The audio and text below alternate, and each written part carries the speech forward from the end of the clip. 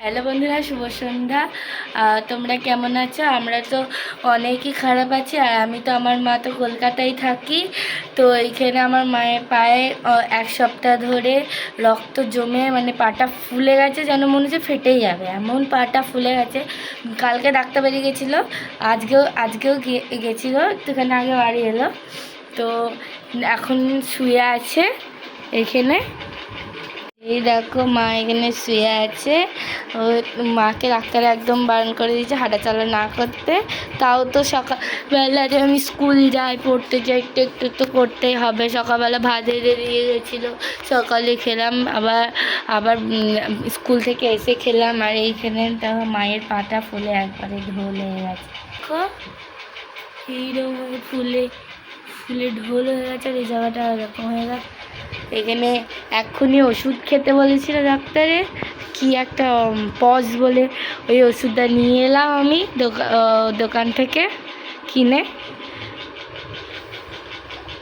এরকম মায়ের পাটা এরকম কালো কালো হয়ে গেছে, লাল লাল হয়ে গেছে। কারণ হচ্ছে মায়ের তো হার্টে অপারেশন হয়েছে। তো মা তো রক্ত তরল হওয়ার ওষুধ খায়। সেই রক্ত তরল হওয়ার ওষুধ খেলে, বেশি খেলে রক্ত তরল হয়ে যাবে, কম খেলে আবার রক্ত জমাট বেড়ে যাবে। তো এইরকম হয়ে আছে এখন পাটা।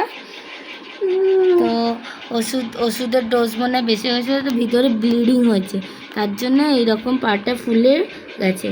তো তার জন্য ডাক্তার ওষুধ দিয়েছিল, ওষুধ খেয়েছে। এবার ঠিক হবে কবে সেটা দেখতে হবে আবার।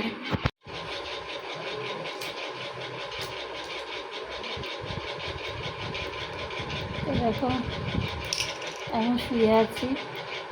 আর রক্ত বন্ধ হওয়ার ওষুধ পজ পজ বলে দেখবে, সার্চ করবে, রক্ত বন্ধ হয় যেটা খেলে। তো সেই ওষুধ গতকাল রাত্রিতেই আমাকে খেতে বলেছিল। রাত্রিতে কে নিয়ে আসবে? আমি তো হাঁটাচলা করতে পারছি না, আনা হয়নি। আর একদম ডাক্তারে বলে দিয়েছে যে একদমই হাঁটাচলা করতে বারণ। তবু আর কি, একা থাকি, খাবার দাবার করতে হয়, মেয়ে স্কুল পড়া থাকে।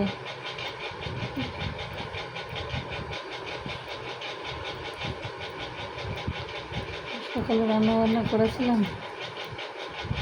ডাক্তার বললো পাটায় ক্রেপ ব্যান্ডেজ বেঁধে, মানে একদমই, আর না হলে হসপিটালে ভর্তি হতে বলছে।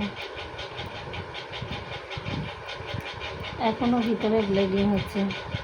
তো এই যে পজ ট্যাবলেটটা, এখানে যেহেতু কেউ নেই, তো অর্ধেক জায়গায় পাঠিয়েছিলাম। ওই বড় রাস্তার উপরে ফার্মেসি আছে, অর্ধেক গিয়ে যে 3টে নিয়ে এসছে। একটা খেলাম এক্ষুনি, আর 2টো আছে।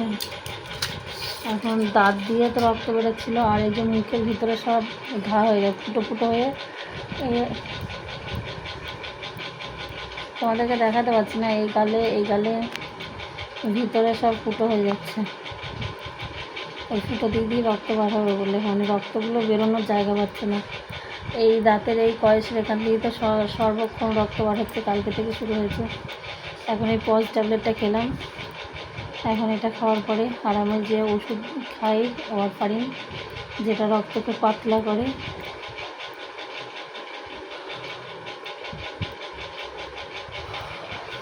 সেটা এখন 5 দিন বন্ধ।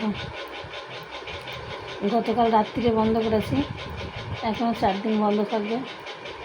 তবে হয়তো আস্তে আস্তে যদি ভাগ্যে থাকে, কপালে থাকে, উপরবেলা না চাইলে কিছুই হবে না। ভগবান যদি চায় তাহলে তো পায়ের অবস্থাটা আস্তে আস্তে ঠিক হবে, আর না হলে কী যে হবে ভগবান জানে।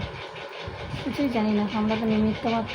ডাক্তারের কাছে যাচ্ছি, আসছি, রিপোর্ট করছি, দেখাচ্ছি, এর বেশি আমাদের আর কিছু করার নেই। তো এখন পজটা খেলাম, তারপরে ওয়ারফারিনও বন্ধ করেছি। আজকে রাতটা গেলে কালকে বুঝতে পারবো যে একটু উন্নতি হচ্ছে না অবনতি হচ্ছে।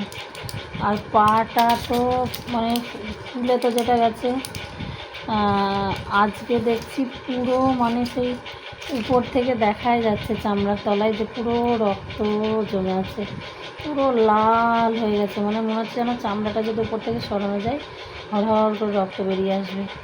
মানে এইরকম মনে যেন রক্তের স্তর আছে একদম। তো এই পরিস্থিতি, মেয়ে তো একা থাকে এখানে, আমরা দুজন কী করবো দুজনে। ওকেও হুকুম করছি, কিছু করার নেই, যেটা কর ওটা কর সেটা কর। কখনো বিরক্তি হচ্ছে, কখনো করছে। ছোটো মানুষ কী আর করবে। তবু জল তুলতে হয় নিচে থেকে, জলটা তো ও তুলেই আনছে। ওটা না পারলেও করতে হচ্ছে, কারণ আমি তার নিচে গিয়ে জলটা আনতে পারবো না। এই হলো আমাদের পরিস্থিতি এখন, জানি না কী হবে।